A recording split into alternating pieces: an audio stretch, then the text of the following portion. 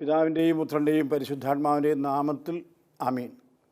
യേശുവിൽ പ്രിയ സഹോദരങ്ങളെ, ആരാധനാക്രമപ്രകാരം നമ്മൾ നൊയമ്പുകാലത്തിലേക്ക് കടന്നു വന്നിരിക്കുകയാണല്ലോ. അതുകൊണ്ട് തന്നെ നൊയമ്പുകാലവുമായി ബന്ധപ്പെട്ട ചില തിരുവചന സന്ദേശങ്ങൾ നൽകാമെന്ന വലിയൊരു ആഗ്രഹത്തോടു കൂടിയാണ് ഞാൻ നിങ്ങളുടെ മുമ്പിൽ നിൽക്കുന്നത്. ദൈവത്തിൻ്റെ ഒരു 3 ആഗ്രഹം ആദ്യമേ ഞാൻ പറഞ്ഞുകൊള്ളട്ടെ. ഒന്നാമത്തെ ദൈവത്തിൻ്റെ ഏറ്റവും വലിയ ആഗ്രഹമാണ് യോഹന്നാൻ്റെ സുവിശേഷം 3-ാം അധ്യായം 16-ാം വാക്യം.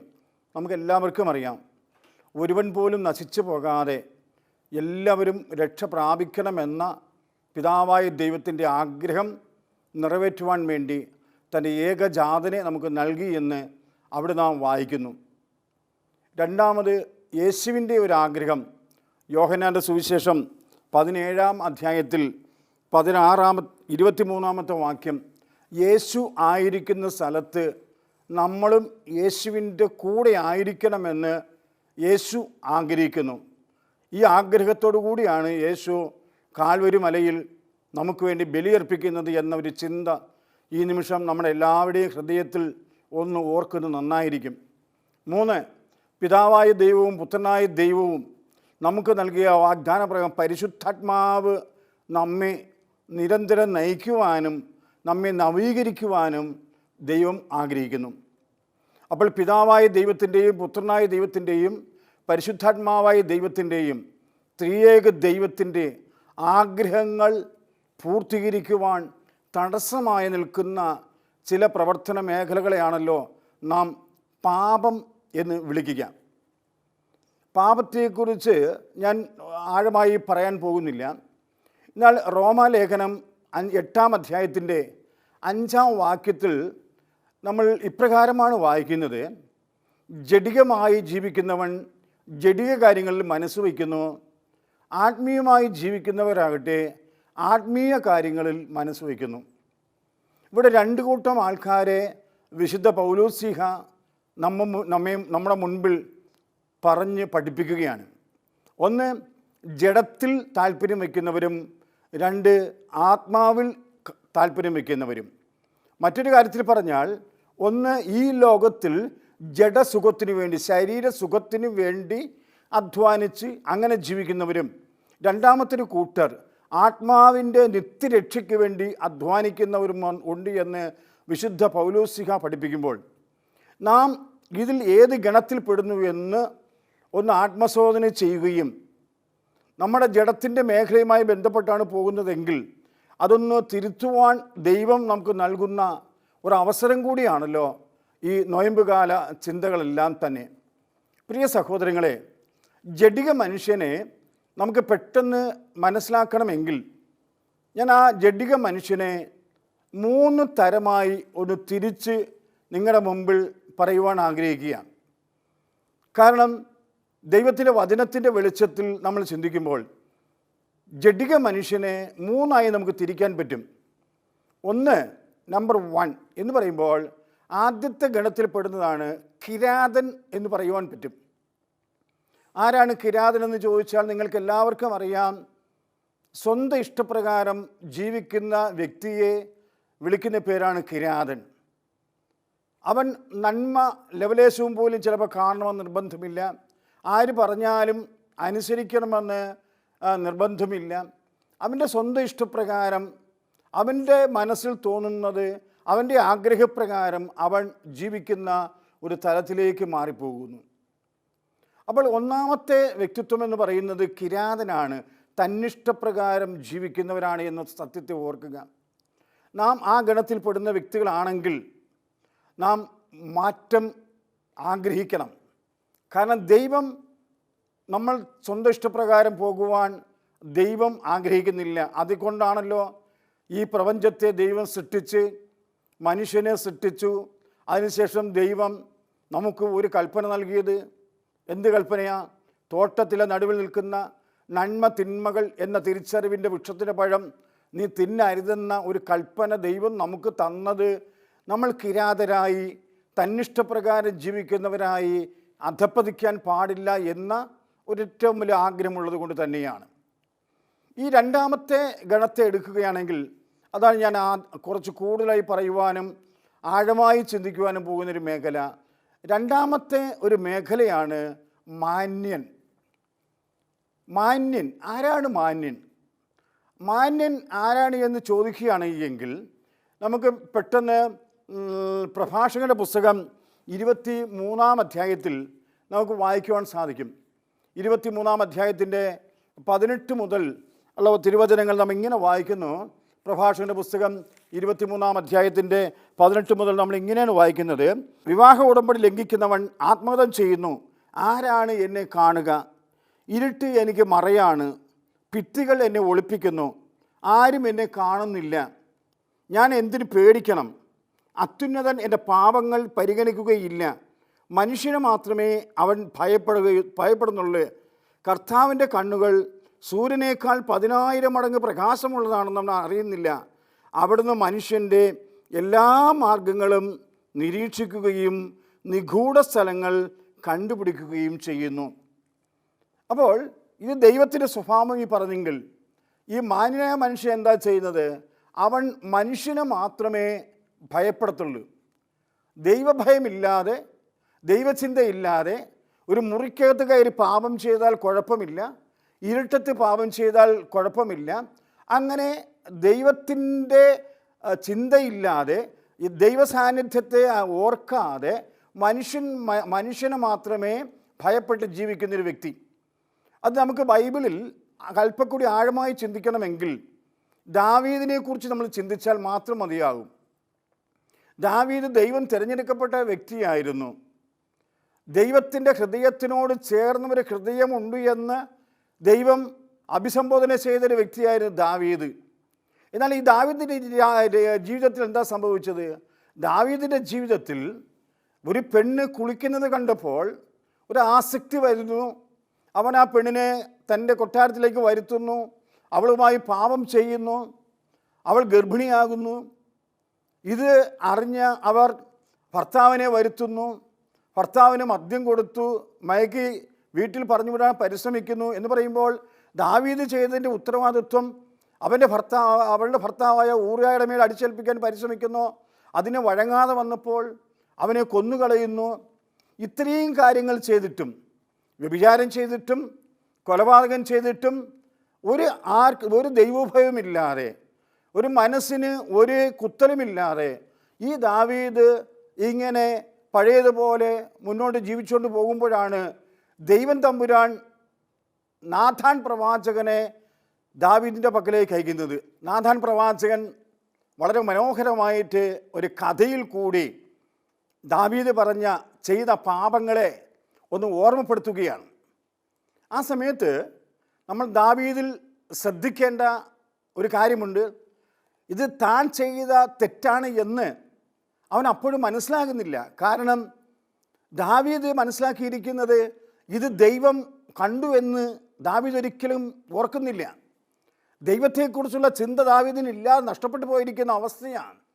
എൻ്റെ പ്രിയ സഹോദരങ്ങളെ, നമ്മൾ പാപം ചെയ്യുമ്പോൾ എപ്പോഴും ഓർക്കുക, നമ്മുടെ ഉള്ളിൽ ഒരു കാഠിന്യം ഉണ്ടാകുകയും ദൈവത്തിൻ്റെ സാന്നിധ്യത്തെ നമുക്ക് നഷ്ടപ്പെടുകയും ചെയ്യുന്നു. അപ്പോൾ നാഥാൻ പ്രവാചകൻ എന്ത് ചെയ്തു? ആ തെറ്റ് ചെയ്തത് നീ തന്നെയാണ് എന്ന് ദാവീദിൻ്റെ നേരെ വിരൽ ചൂണ്ടിക്കൊണ്ട് തൻ്റെ പ്രവാചക ദൗത്യം പൂർത്തിയാക്കിയപ്പോൾ ദാവീദ് അവിടെ അനുദപിച്ച് പ്രാർത്ഥിക്കുന്ന പ്രാർത്ഥന വളരെ മനോഹരമായി നമുക്ക് കാണുവാൻ സാധിക്കും. നമ്മളെല്ലാവരും തന്നെ ഒരുപക്ഷെ സങ്കീർത്തനം 51 ആ പ്രാർത്ഥന നമ്മൾ വായിക്കുന്നുമുണ്ട്. എന്നാൽ ഒന്നുകൂടി നിങ്ങൾ ചിന്തിക്കണമേ, ദാവീദ് യഥാർത്ഥത്തിൽ അനുദപിച്ച് തൻ്റെ പാപപ്രവൃത്തിയിൽ നിന്നും അവൻ മാറി നിൽക്കുമ്പോൾ നമ്മൾ ഇന്നും എന്താ ചെയ്യുന്നത്?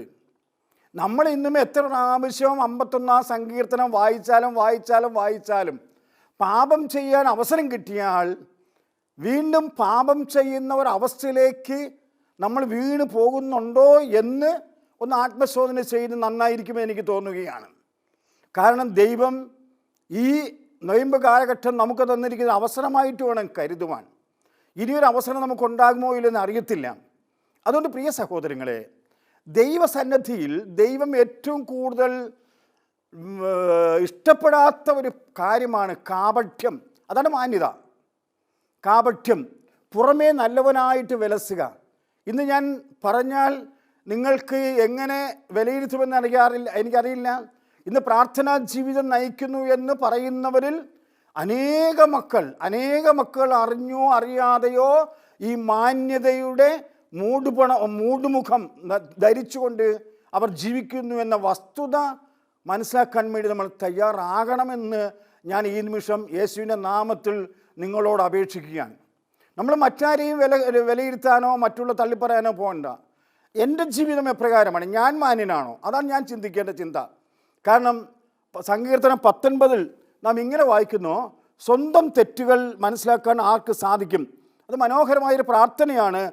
സങ്കീർത്തനം 19 അധ്യായത്തിൻ്റെ 12 മുതൽ നാം ഇങ്ങനെയാണ് വായിക്കുന്നത്, എന്നാൽ സ്വന്തം തെറ്റുകൾ മനസ്സിലാക്കാൻ ആർക്ക് കഴിയും? അറിയാതെ പറ്റുന്ന വീഴ്ചകളിൽ നിന്നും എന്നെ ശുദ്ധീകരിക്കണമേ. ബോധപൂർവം ചെയ്ത തെറ്റുകളിൽ നിന്നും ഈ ദാസനെ കാത്തുകൊള്ളണമേ. അവ എന്നിൽ ആധിപത്യം ഉറപ്പിക്കാതിരിക്കട്ടെ, അപ്പോൾ ഞാൻ നിർമ്മലനാകും. ഈ പ്രാർത്ഥന നമ്മൾ ചെല്ലുവാൻ നമുക്ക് സാധിച്ചു കഴിഞ്ഞാൽ, എൻ്റെ പ്രിയ സഹോദരങ്ങളെ, സ്വന്തം തെറ്റുകൾ മനസ്സിലാക്കാൻ നമുക്ക് സാധിക്കും. ഇന്ന് അനേകം മക്കൾക്ക് പറ്റുന്ന അബദ്ധം എന്താണെന്ന് ചോദിച്ചു കഴിഞ്ഞാൽ, സ്വന്തം തെറ്റുകൾ മനസ്സിലാക്കാൻ അവർക്ക് സാധിക്കുന്നില്ല. കാരണം മറ്റുള്ളവരുടെ തെറ്റുകൾക്ക് മുൻഗണന കൊടുത്തുകൊണ്ട് സ്വന്തം തെറ്റുകളെ നിസ്സാരവൽക്കരിക്കുക എന്നൊരു പ്രവണത നമ്മളിൽ ഉള്ളിടത്തോളം കാലം നമുക്ക് ദൈവത്തിൻ്റെ ആഗ്രഹം, അതായത് ദൈവത്തോട് കൂടെ ആയിരിക്കണമെന്ന ആഗ്രഹം, നശിച്ചു പോകാതിരിക്കുന്ന ആഗ്രഹം, അത് സാധിക്കാൻ പറ്റില്ല. ഇവിടെ നമ്മൾക്ക് എന്താ കാഴ്ചപ്പാട് വരേണ്ടത്? എന്നേക്കാൾ മറ്റുള്ളവരെ ശ്രേഷ്ഠരായി കാണുകയും എൻ്റെ കുറ്റങ്ങളും കുറവുകളും സ്വന്തം വിലയിരുത്തുവാനും മനസ്സിലാക്കുവാനും നാം തയ്യാറാകണം. അപ്പോൾ മാത്രമേ നമുക്ക് ജീവിതത്തിൽ മാറ്റങ്ങൾ, ഒരു മാനസാന്തര അനുഭവം, ഒരു പശ്ചാത്താപ അനുഭവം നമുക്കുണ്ടാവുകയുള്ളൂ. ഞാൻ പെട്ടെന്നൊരു കാര്യം ഓർക്കുകയാണ്. വർഷങ്ങൾക്ക് മുമ്പ് ഒരു ഇടവകയിൽ ധ്യാനിപ്പിക്കാൻ വേണ്ടി ചെന്നപ്പോൾ ഞങ്ങൾക്ക് താമസിക്കുവാൻ തന്ന വീട്ടിൻ്റെ ഉടമസ്ഥൻ ഈ ധ്യാനത്തെ എല്ലാം വിമർശിക്കുന്ന ഒരു വ്യക്തിത്വമുള്ള വ്യക്തിയായിരുന്നു. അതുകൊണ്ട് തന്നെ ഞങ്ങൾക്കവിടെ താമസിക്കാൻ ബുദ്ധിമുട്ടുണ്ട് എന്ന സത്യത്തെ അദ്ദേഹത്തിൻ്റെ ഭാര്യ തിരിച്ചറിഞ്ഞു. ആ ഭാര്യ തിരിച്ചറിഞ്ഞപ്പോൾ ഭർത്താവിനെ തിരുത്തി. ഭർത്താവ് പിറ്റേ ദിവസം മുതൽ ധ്യാനിക്കാൻ വേണ്ടി പള്ളിയിൽ വന്നു. അവിടെ പാപത്തെക്കുറിച്ചുള്ള ക്ലാസ് കേട്ടപ്പോഴാണ് ഈ വ്യക്തി മനസ്സിലാക്കിയത്, ഇദ്ദേഹം കുമ്പസാരിച്ചിട്ട് വർഷങ്ങളോളമായി. അപ്പോൾ അന്ന് ധ്യാനഗുരു പറഞ്ഞു, നിങ്ങൾ ഇന്ന് വൈകുന്നേരം വീട്ടിൽ ചെന്നിട്ട് നല്ലതുപോലെ കുമ്പസാരത്തിൽ നിന്ന് ഒരുങ്ങണം. എങ്ങനെ? നിങ്ങൾ എവിടെയെങ്കിലും സ്വസ്ഥമായി ചെന്നിരുന്നിട്ട് ഒരു പേപ്പറും പേനയും എടുത്ത് നിങ്ങളുടെ ജീവിതത്തിൽ വന്നുപോയ തെറ്റുകളും കുറ്റങ്ങളും മാത്രം ഓർത്തിട്ട് അവ ഒരു പേപ്പറിൽ എഴുതി വയ്ക്കുക. നാളെ നമുക്ക് കുമ്പസാരമുണ്ട്. കുമ്പസാരക്കൂട്ടിൽ ചെല്ലുമ്പോൾ ആ പേപ്പർ നോക്കിയിട്ട് വേണം നമുക്ക് ഏറ്റുപറയുവാൻ. കാരണം ഒരു നല്ല ഒരു കുമ്പസാരം നമ്മൾ നടത്തി കഴിഞ്ഞാൽ തന്നെ നമുക്ക് വലിയ ദൈവത്തിൻ്റെ അനുഗ്രഹത്തിലേക്ക് കടന്നു ചെല്ലുവാൻ സാധിക്കുമെന്നൊക്കെ ധ്യാനഗുരു മനോഹരമായി അവതരിപ്പിച്ചു. അപ്പോൾ ഞങ്ങൾ താമസിക്കുന്ന വീടിൻ്റെ ഉടമസ്ഥനും പെട്ടെന്നൊരു തോന്നലുണ്ടായി, അങ്ങനെയാണെങ്കിൽ നാളെ ഒന്ന് കുമ്പസാരിച്ചേക്കാം. അദ്ദേഹം വീട്ടിൽ ചെന്ന് ഒരു പേപ്പറും പേനയും എടുത്ത് തൻ്റെ ഒരു പ്രാർത്ഥനാ മുറിയിൽ കടന്ന് ആത്മശോധന ചെയ്തു. ആത്മശോധന ചെയ്തിട്ട് എല്ലാം പേപ്പറിൽ കുറിച്ചെടുത്തിട്ട് അദ്ദേഹം സ്വയം ഒന്ന് വായിച്ച് നോക്കിയിട്ട് നെഞ്ചത്ത് കൈവച്ചിട്ട് ഇങ്ങനെ പറഞ്ഞു, ദൈവമേ, ഈ പാപമെല്ലാം ഞാൻ ആരുടെ ചെന്ന്, ഏതച്ഛൻ്റെ ചെന്ന് പറയും? കാരണം ഇദ്ദേഹം അവിടെ പ്രധാനപ്പെട്ട ഒരു കോടീശ്വരനാണ്. ആ പ്രദേശത്തുള്ള വൈദികരെയൊക്കെ പരിചയമുണ്ട്. എൻ്റെ പ്രിയ സഹോദരങ്ങളെ, ആ പരിചയമുള്ളത് കൊണ്ട് തന്നെ ഏത് പുരോഹിതൻ്റെ അടുക്ക ഈ പാപങ്ങളെല്ലാം ചെന്ന് ഏറ്റുപറയുമെന്ന ഉത്കണ്ഠ. കാരണം അദ്ദേഹത്തിൽ ഒത്തിരി അന്ധവിശ്വാസത്തിന് പുറകെ പോയ മകനാണ്. അങ്ങനെ പല തിന്മകളും, ഞാൻ അതിലേക്ക് പോകുന്നില്ല. പിറ്റേ ദിവസം നേരം വെളുത്ത് ഇദ്ദേഹം കുളിച്ചു സുന്ദര കുട്ടപ്പനായിട്ട് പള്ളിയിൽ ചെന്നു ഓരോ കുമ്പസാരക്കൂട് നിരീക്ഷിക്കുവാൻ തുടങ്ങി. പരിചയമില്ലാത്ത അച്ഛന്മാർ ആരെങ്കിലും എവിടെയെങ്കിലും ഇരിപ്പുണ്ടോ എന്ന ഒരു പ്രാർത്ഥനയോടുകൂടിയാണ് ഇദ്ദേഹം തലയ്ക്ക് ദിവസം കിടന്ന് ഉറങ്ങിയതും കാലത്തെ എഴുന്നേറ്റതും പള്ളിയിൽ ചെന്നതും. അങ്ങനെ കുമ്പസാരക്കൂടുകൾ നിരീക്ഷിച്ച് പോയപ്പോൾ അങ്ങേ അറ്റത്തൊരു കൊച്ചച്ഛൻ ഇരിക്കുന്ന ഇദ്ദേഹത്തിൻ്റെ ശ്രദ്ധയിൽപ്പെട്ടു. അദ്ദേഹം നല്ലതുപോലെ അച്ഛനെ നോക്കി, വല്ല പരിചയമുണ്ടോ? ഇല്ല എന്ന് ബോധ്യപ്പെട്ടപ്പോൾ അവിടെ ഒന്ന് ചുറ്റിക്കറങ്ങി നിന്ന് ഇദ്ദേഹത്തിനൊരു അവസരം വന്നപ്പോൾ ആ കുമ്പസാരക്കൂട്ടിൽ പോയി മുട്ടുകുത്തിയിട്ട് അദ്ദേഹത്തിൻ്റെ ഭാഷയിൽ അദ്ദേഹം സാക്ഷ്യം പറയുമ്പോഴും അദ്ദേഹത്തിന് അനുവാദം തന്ന് ഞാനൊരു പുസ്തകത്തിൽ ഈ സാക്ഷ്യം ഇദ്ദേഹം പറഞ്ഞ് ഇതേ സാക്ഷ്യം ഞാൻ എഴുതി വച്ചിട്ടുണ്ട്. അപ്പോൾ ആ ഒരു ഉറപ്പെനിക്ക് ഉള്ളത് കൊണ്ടാണ് പറയുന്നത്. അദ്ദേഹം 2-3 ഓലപ്പടക്കം പൊട്ടിച്ചു. ഓലപ്പടക്കം പൊട്ടിച്ചു എന്ന് പറയുമ്പോൾ 2-3 ചെറിയ ചെറിയ പാപങ്ങൾ പറഞ്ഞു. എന്നിട്ട് നിർത്തിയപ്പോൾ കുമ്പസാരക്കൂട്ടിരുന്ന അച്ഛൻ ചോദിച്ചു, ഇത്രയേ ഉള്ളൂ എന്ന് ചോദിച്ചു. അപ്പോൾ അച്ഛൻ്റെ സ്വരം ഇദ്ദേഹം ശ്രദ്ധിച്ചു. സ്വരം പരിചയമുണ്ടോ? ആദ്യം അച്ഛൻ മുഖം നോക്കി, ഒരു പരിചയമില്ല. സ്വരം കേട്ടു, പരിചയമില്ല. ഇത്രയേ ഉള്ളൂ എന്ന് ചോദിച്ചു കഴിഞ്ഞ് സ്വരം കേട്ട് പരിചയമില്ല. അദ്ദേഹം അമിട്ട് പൊട്ടിക്കുവാൻ തുടങ്ങി. എന്ന് പറയുമ്പോൾ തൻ്റെ മാരക പാപങ്ങൾ ഏറ്റുപറയുവാൻ തുടങ്ങി. മാരക പാപങ്ങളെല്ലാം ഏറ്റുപറഞ്ഞ് എല്ലാ കുമ്പസാരത്തിൻ്റെ ആസ്വാദം സ്വീകരിച്ച് അവിടെ നിന്ന് എഴുന്നേറ്റ് നേരെ മുന്നോട്ട് നടന്നപ്പോഴാണ് ഒരു കാര്യം മനസ്സിലാകുന്നത്. ഇടവക വികാരിയച്ഛൻ പള്ളിമേടയിൽ നിൽക്കുകയാണ്. അച്ഛനോട് എന്തെങ്കിലും സംസാരിക്കാതെ പോകുന്നത് മോശമല്ലേ എന്ന് വിചാരിച്ചിട്ട് അച്ഛൻ്റെ അടുക്കൽ ചെന്നിട്ട് കാര്യങ്ങളൊക്കെ ചോദിച്ചു. അച്ഛാ, ധ്യാനമൊക്കെ എങ്ങനെ പോകുന്നുണ്ട്? ഞാനും കൂടുന്നുണ്ട്, നന്നായിരിക്കുന്നു ധ്യാനങ്ങൾ. എന്നിട്ട് അച്ഛനോട് ചോദിച്ചു, അച്ഛാ അവിടെ ഇരിക്കുന്ന ആ കൊച്ചച്ഛൻ എവിടെ നിന്ന് വന്നാന്ന് ചോദിച്ചു. അപ്പോൾ അച്ഛൻ ചോദിച്ചു, എവിടെ ഇരിക്കുന്ന അച്ഛൻ? അപ്പോൾ ഇദ്ദേഹം കുമ്പസാരക്കൂട് ചൂണ്ടിക്കാണിച്ച് ചോദിച്ചിട്ട് അവിടെ ഇരിക്കുന്ന അച്ഛൻ. അപ്പോഴാണ് വികാരിയച്ഛൻ ചോദിക്കുന്നത്, ആ അച്ഛനെ നിനക്ക് അറിയത്തില്ല എന്ന് ചോദിച്ചു. ഇദ്ദേഹം പറഞ്ഞു, എനിക്കറിയത്തില്ല, നീ നോക്കിയോ? ഞാൻ നോക്കി, സ്വരം കേട്ടു, എനിക്ക് ഒരു പരിചയമില്ല എന്ന് പറഞ്ഞ് വികാരിയച്ഛനൊക്കെ ഇങ്ങനെ സംസാരിച്ചുകൊണ്ട് നിൽക്കുമ്പോഴാണ് വികാരിച്ചും പറഞ്ഞു, നീ ഒന്ന് സൂക്ഷിച്ച് നോക്കാൻ പറഞ്ഞു. അദ്ദേഹം സൂക്ഷിച്ച് നോക്കിയപ്പോഴേക്കും അദ്ദേഹത്തിന് മറ്റൊരു കാര്യം മനസ്സിലായി. ആ കുമ്പസാരക്കൂട്ടിയിരുന്ന കൊച്ചച്ഛൻ ഇദ്ദേഹത്തിൻ്റെ ഏറ്റവും അടുത്ത സുഹൃത്തായ പാറവിള ജെയിംസ് എന്ന് പറഞ്ഞ ഒരച്ഛൻ ഇന്നും പത്തനംതിട്ട ജില്ലയിൽ ജീവിച്ചിരിപ്പുണ്ട്. എൻ്റെ പ്രിയ സഹോദരങ്ങളെ, അദ്ദേഹം ഈ കുമ്പസാരിച്ച വ്യക്തി എൻ്റെ ഒരു ആത്മാർത്ഥ സുഹൃത്ത് പാപ്പച്ചൻ എന്നാണ്. കാരണം അദ്ദേഹത്തിൻ്റെ അനുവാദത്തോടു കൂടിയാണ് എനിക്ക് പറയുവാനും എഴുതുവാനും അനുവാദം തന്നതുകൊണ്ടാണ് ഈ പേരൊക്കെ പറഞ്ഞത്. ഞാൻ പറയുന്നത് ശ്രദ്ധിക്കുക. അദ്ദേഹത്തിൻ്റെ ചിന്തയിൽ ഒരു വെള്ളിടി വീണു എന്ന് പറയുക എന്താണ് പറയത്? അതുപോലെ ഒരു ചിന്ത ഇത് വന്നു. ഞാൻ നല്ലതുപോലെ നോക്കി കേട്ടു. അത് ജെയിംസ് അച്ഛൻ്റെ സ്വരമല്ലായിരുന്നു, ജെയിംസ് അച്ഛൻ്റെ രൂപമല്ലായിരുന്നു. പിന്നെ ഇതെങ്ങനെ ചേഞ്ച് വന്നു? അദ്ദേഹത്തിന് ഇതറിയാൻ ആകാംക്ഷയുണ്ടായി. അദ്ദേഹം ധ്യാനഗുരുവിൻ്റെ ഒക്കെ ചോദിച്ചു. ധ്യാനഗുരുവിന് പറഞ്ഞു, എനിക്കറിയത്തില്ല. അവസാനം ഇദ്ദേഹത്തെ കൊല്ലം ആനിമേഷൻ സെൻറ്ററിൽ ഒരു വരദാനങ്ങളുടെ ധ്യാനം നടക്കുന്ന സമയത്ത് ഇദ്ദേഹം കുമ്പസാരക്കൂട്ട് നടന്നത് എന്താണെന്ന് അറിയാൻ വേണ്ടി പരിശുദ്ധാത്മാവ് വെളിപ്പെടുത്തി തരുമെന്ന് വിചാരിച്ചുകൊണ്ട് അവിടെ വരുന്നു. അവിടെ വന്നപ്പോൾ ഇദ്ദേഹത്തിന് പരിശുദ്ധാത്മാവിൻ്റെ അഭിഷേകം കിട്ടുന്നു. അന്ന് വൈകുന്നേരം കൊല്ലം ആനിമേഷൻ സെൻറ്ററിൻ്റെ വിസിറ്റിംഗ് റൂമിലേക്ക് ഇദ്ദേഹം കടന്നു ചെല്ലുന്നു. അവിടെ നിന്ന് കടന്നു ചെന്നപ്പോൾ ഒരു ടീപ്പോയുടെ പുറത്ത് കുറേ ചെറിയ ചെറിയ പുസ്തകങ്ങൾ ഇട്ടിട്ടുണ്ട്. അതിൽ ഒരു പുസ്തകം എടുത്ത് ഇദ്ദേഹം തുറന്ന് വായിച്ചത് ഈ ഭാഗമാണ്. അന്ന് വിശുദ്ധ ഫൗസ്റ്റീനയോട് ദൈവം പറയുന്ന ഒരു ഭാഗം അവിടെ എഴുതിയിരിക്കുന്നത്. ഇങ്ങനെ പറഞ്ഞിരിക്കുന്നത്, ഫൗസ്റ്റീന, നിന്നെ കാത്ത് കുമ്പസാരക്കൂട്ടിൽ ഞാനിരിക്കും. എങ്ങനെ ഇരിക്കും? പുരോഹിതനിൽ ഞാൻ മറഞ്ഞിരിക്കും. ഫൗസ്റ്റീനയോട് ദൈവം പറഞ്ഞതാണ്, ഫൗസ്റ്റീന, നിന്നെ കാത്ത് കുമ്പസാരക്കൂട്ടിൽ ഞാൻ ഇരിക്കും, പുരോഹിതനിൽ ഞാൻ മറഞ്ഞിരിക്കുമെന്ന്. എൻ്റെ പ്രിയ സഹോദരങ്ങളെ, ഈ ഒരൊറ്റ കുമ്പസാരത്തിൽ കൂടി ഈ പാപിയായ കൊടുംപാപി എന്ന് പറയുന്ന പാപത്തിന് അടിമയായ ഈ സഹോദരൻ ഒരു വിശുദ്ധ ജീവിതത്തിലേക്ക് രൂപാന്തരപ്പെട്ടു എന്നതാണ് സത്യം. ഞാൻ പറഞ്ഞു വരുന്നത്, സ്വന്തം തെറ്റുകൾ മനസ്സിലാക്കി സ്വന്തം തെറ്റുകൾ തിരുത്തുവാൻ തയ്യാറാകുമ്പോൾ കർത്താവിൻ്റെ സന്നദ്ധിയിൽ ഈ കാപഠ്യ ജീവിതവും മാന്യജീവിതവും നമുക്ക് മാറ്റുവാൻ പറ്റും. ഇന്ന് ഏറ്റവും വലിയ കാപഠ്യമാണ്. എത്ര ആത്മീയത കാപഠ്യത്തിലേക്ക് പോയാൽ നമുക്കൊരിക്കലും തിരിച്ചു വരാൻ ബുദ്ധിമുട്ട്. അതുകൊണ്ടാണ് ഈശോ പറഞ്ഞത്, ഫരിസേയരെയും അവരെ നോക്കിയിട്ട് എന്താ പറഞ്ഞത്? നിങ്ങൾക്ക് മുൻപേ വേശ്യകളും ചുങ്കക്കാരും സ്വർഗരാജ്യത്തിൽ പ്രവേശിക്കുമെന്ന് ഈശോ ഫരിസേയരെ നോക്കി പറയാൻ കാരണം ഇതാ. ഫരിസേയർ അവരിൽ പാപമൊന്നും കാണാതെ ജീവിച്ച വ്യക്തിത്വങ്ങളാണ്. എൻ്റെ പ്രിയ സഹോദരങ്ങളെ, കിരാതൻ കഴിഞ്ഞു, മാന്യൻ കഴിഞ്ഞു. മൂന്നാമത്തെ വ്യക്തിത്വമാണ് ധാർമ്മികൻ. അവർ വലിയ ധാർമ്മികതയിലാണ് ജീവിക്കുന്നത്. എന്താ ധാർമ്മികത എന്ന് പറഞ്ഞാൽ, അവർ ചെയ്യുന്ന സൽപ്രവർത്തികൾക്ക്, അവർ ചെയ്യുന്ന നല്ല പ്രവർത്തികൾക്ക്, അല്ലെങ്കിൽ അവർ സ്വന്തം പേരിനും പ്രശസ്തിക്കും വേണ്ടി ജീവിക്കുന്നവരാണ്. സ്വന്തം പേരിനും പ്രശസ്തിക്കും വേണ്ടി ജീവിക്കുന്നവരാണ്. അവരൊത്തിരി നല്ല കാര്യം ചെയ്യും. നല്ല കാര്യം ചെയ്യുന്ന എന്തുവാ? അവർക്ക് ഫ്ലെക്സ് ബോർഡ് വെച്ച് ഇന്നാര് ചെയ്തു, ഇന്നാര് നന്മ ചെയ്തു, സ്വന്തം പേരും പ്രശസ്തിക്കും വേണ്ടി. അപ്പോൾ ഈ 3 ഗണം നമ്മളൊന്ന് ആത്മശോധന ചെയ്യണം. ഞാൻ സ്വന്തം ഇഷ്ടപ്രകാരം ജീവിക്കുന്ന കിരാതനാണോ? ഞാൻ കാപഠ്യത്തോടു കൂടി ജീവിക്കുന്ന, ദൈവഭയമില്ലാതെ ദൈവസാന്നിധ്യ അനുസ്മരണമില്ലാതെ ജീവിക്കുന്ന മാന്യനാണോ?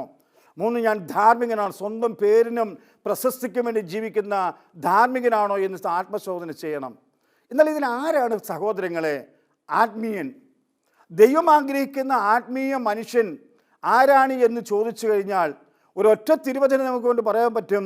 ഹബക്കൂക്ക് പ്രവാചന പുസ്തകത്തിൽ നാം അവസാന അധ്യായത്തിൽ ഇങ്ങനെ വായിക്കുന്നു, ദൈവത്തിൽ ആനന്ദിക്കുന്നവനാണ്. ഹബക്കൂക്ക് പ്രവാചകൻ പറയുന്നു, എൻ്റെ ആട്ടിൻ പറ്റത്തിൽ ആട്ടിൻകൂട്ടങ്ങൾ അറ്റുപോയാലും മുന്തിരി ഫലം തരാതെ വന്നാലും എന്ന് പറയുമ്പോൾ അവിടെ 6 കൂട്ടം കാര്യങ്ങൾ വിവരിക്കുകയാണ്. ഇതിൽ ഒന്നിലും ഫലം തരാതെ വന്നാലും ഞാൻ ദൈവത്തിൽ ആനന്ദിക്കും, എൻ്റെ രക്ഷകനിൽ ഞാൻ ആനന്ദിക്കും. ഒരു ക്രൈസ്തവ ആധ്യാത്മികത എന്ന് പറയുന്നത്, ക്രൈസ്തവ ആത്മീയ ജീവിതം എന്ന് പറയുന്നത് ദൈവത്തിൽ ആനന്ദിക്കുന്ന ജീവിതമാണ്. അതുകൊണ്ടാണ് സങ്കീർത്തകൻ ഇപ്രകാരം പറഞ്ഞത്, ദൈവത്തിൽ ആനന്ദിക്കുക, നിൻ്റെ ആഗ്രഹങ്ങൾ സാധിച്ചു തരുമെന്ന് സങ്കീർത്തന വചനത്തിൽ വളരെ മനോഹരമായി എഴുതപ്പെട്ടിരിക്കുന്നു. ഹല്ലേലൂയ, യേശുവേ നന്ദി, യേശുവേ ആരാധന, യേശുവേ നന്ദി, യേശുവേ ആരാധന. സങ്കീർത്തനം 37 അധ്യായത്തിൽ 4 വാക്യത്തിൽ നാം ഇങ്ങനെ വായിക്കുന്നു, കർത്താവിൽ ആനന്ദിക്കുക, അവിടെ നിന്ന് നിൻ്റെ ആഗ്രഹങ്ങൾ സാധിച്ചു തരും. അപ്പോൾ ദൈവത്തിൽ ആനന്ദിക്കുന്ന ഒരു ജീവിതം, ആ ജീവിതമാണ് ഒരു ക്രൈസ്തവ ആധ്യാത്മികത എന്ന് പറയുന്നത്. ആ ജീവിതത്തിലേക്ക് നയിക്കുവാൻ വേണ്ടിയാണ് ദൈവം നമ്മെ വിളിക്കപ്പെട്ടിരിക്കുന്നതും. എന്നാൽ നമ്മൾ പലപ്പോഴും അതിനെ വിസ്മരിച്ചുകൊണ്ട് ദൈവം നൽകുന്ന ആനന്ദം, ദൈവം നൽകുന്ന സമാധാനം, ദൈവം നൽകുന്ന സന്തോഷം അത് നമ്മൾ മറന്നുകൊണ്ട് നമ്മൾ ഈ ഭൂമിയിൽ ദൈവത്തെ അറിയാത്ത അല്ലെങ്കിൽ ദൈവം തിരഞ്ഞെടുക്കപ്പെടാത്ത അങ്ങനെയുള്ള ആൾക്കാർ ജീവിക്കുന്നത് പോലെയുള്ള ഒരു ജീവിതത്തെ നമ്മൾ മുൻപോട്ട് വയ്ക്കുന്നത് കൊണ്ട് നമുക്ക് പലപ്പോഴും എന്തു പറ്റുന്നു, നമുക്കൊരു ദൈവാനുഭവത്തിൽ വളരുവാനോ ദൈവാനുഭവത്തിൽ ജീവിക്കുവാനോ നമുക്ക് സാധിക്കുന്നില്ല. എൻ്റെ പ്രിയ സഹോദരങ്ങളെ, നമുക്ക് ഈ നൊയമ്പ് കാലഘട്ടത്തിൽ നമ്മൾ വ്യക്തമായ ഒരു തീരുമാനമെടുക്കണം. കാരണം യേശുക്രിസ്തു എന്ന് പറയുന്ന ദൈവം ഇന്നും ജീവിക്കുന്ന ദൈവമാണ് എന്ന് സ്വന്തം അനുഭവത്തിൽ നിന്നുകൊണ്ട് ഞാൻ പറയുമ്പോൾ ഈ ദൈവത്തെ നമുക്ക് അനുഭവിക്കുവാൻ സാധിക്കും, ആ ദൈവത്തിൽ ആനന്ദിക്കുവാൻ സാധിക്കും. മരണത്തിൻ്റെ നിഴൽ വീണ താഴ്വരയിൽ കൂടി മുന്നോട്ട് പോയാൽ പോലും ആ ദൈവം നമ്മളെ കൈപിടിച്ച് നയിക്കുമെന്ന് സ്വന്തം അനുഭവത്തിൽ നിന്ന് ഞാൻ പറയുമ്പോൾ നമുക്ക് തീർച്ചയായും അപ്രകാരം ഒരു ജീവിതം നമുക്ക് ആഗ്രഹിക്കാം, നമുക്ക് അതിനുവേണ്ടി പ്രാർത്ഥിക്കാം. അതിനുവേണ്ടി എന്ത് ചെയ്യണം? നമ്മുടെ സ്വന്തം തെറ്റുകളെ ഒന്ന് കണ്ടുപിടിക്കുക, ഒരു പേപ്പറെടുത്ത് എഴുതുക. കുമ്പസാരിക്കാൻ അവസരം കിട്ടുമ്പോൾ നല്ലൊരു കുമ്പസാരം. കാരണം വൈദികരുടെ അടുക്കല്ല നമ്മൾ കുമ്പസാരിക്കുന്നത്, നമ്മൾ യേശുവിൻ്റെ അടുക്കലാണ് കുമ്പസാരിക്കുന്നത്. ആ ഒരു ബോധ്യത്തോടു കൂടി കുമ്പസാരിക്കുവാനും പ്രാർത്ഥിക്കുവാനും ദൈവത്തിൽ ആനന്ദിക്കുവാനും എൻ്റെ പ്രിയ സഹോദരങ്ങൾക്ക് എല്ലാവർക്കും ദൈവം സമൃദ്ധമായി അനുഗ്രഹം തരട്ടെ എന്ന് പ്രാർത്ഥിച്ചുകൊണ്ട് ഞാൻ ഈ ടോക്ക് ഇവിടെ അവസാനിപ്പിക്കുന്നു. ദൈവമേ, കാരുണ്യമുള്ള ദൈവമേ, ഈ മക്കളുടെ മേൽ കരുണ തോന്നി ഇവരെ ആശീർവദിക്കണമേ, അനുഗ്രഹിക്കണമേ. മാനസാന്തരം ആവശ്യമുള്ളവർക്ക്, പശ്ചാത്താപം ആവശ്യമുള്ളവർക്ക്, അനുതാപം ആവശ്യമുള്ളവർക്ക്, സൗഖ്യം ആവശ്യമുള്ളവർക്ക് എല്ലാം സമൃദ്ധമായി നൽകി അനുഗ്രഹിക്കാൻ പ്രാർത്ഥിച്ചുകൊണ്ട് പിതാവിൻ്റെയും പുത്രൻ്റെയും പരിശുദ്ധാത്മാവിൻ്റെയും നാമത്തിൽ ആമീൻ.